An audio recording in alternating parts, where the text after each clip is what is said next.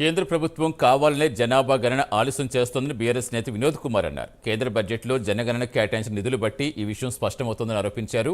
కుల మహిళా రిజర్వేషన్లు, ఫుడ్ సెక్యూరిటీ అమలు వాయిదా వెళ్లే ఉద్దేశంతో కేంద్ర సర్కార్ జనగణన చెయ్యట్లేదని విమర్శించారు.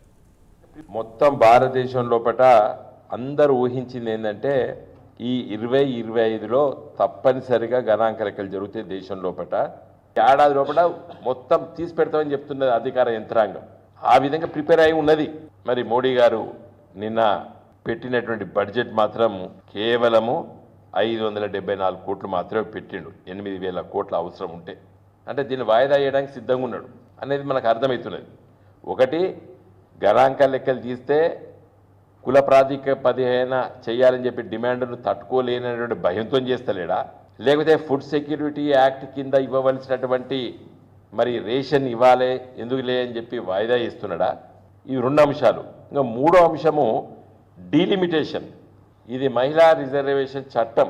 అంటే 2023 సెప్టెంబర్లో ఈ చట్టం వచ్చిన మొదటి గణాంక లెక్కలు ఎప్పుడైతే బయటకు వస్తాయో అప్పుడే ఇది ఇంప్లిమెంట్ వస్తుంది ఈ చట్టము ఉమెన్స్ రిజర్వేషన్ అనేది. ఇవాళ మోడీ గారు గణాంక లెక్కలు ఈ సంవత్సరం కంప్లీట్ చేస్తే వచ్చే సంవత్సరం నుంచి ప్రతి అసెంబ్లీ ఎన్నికలు, ప్రతి పార్లమెంట్ ఎన్నికలు మహిళలకు 33% రిజర్వేషన్ ఇవ్వాలి.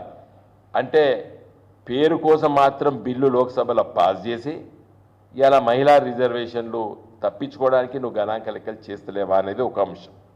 మన రాష్ట్రానికి వస్తే, తెలంగాణ రాష్ట్రానికి వస్తే ఆంధ్రప్రదేశ్ రాష్ట్ర విభజన చట్టంలో చాలా స్పష్టంగా ఏం చెప్పిందంటే 2026 తర్వాత మరి ఇది అమల్లోకి వస్తుందని చెప్పారు. మరి నువ్వు గణాంక లెక్కలు చేస్తే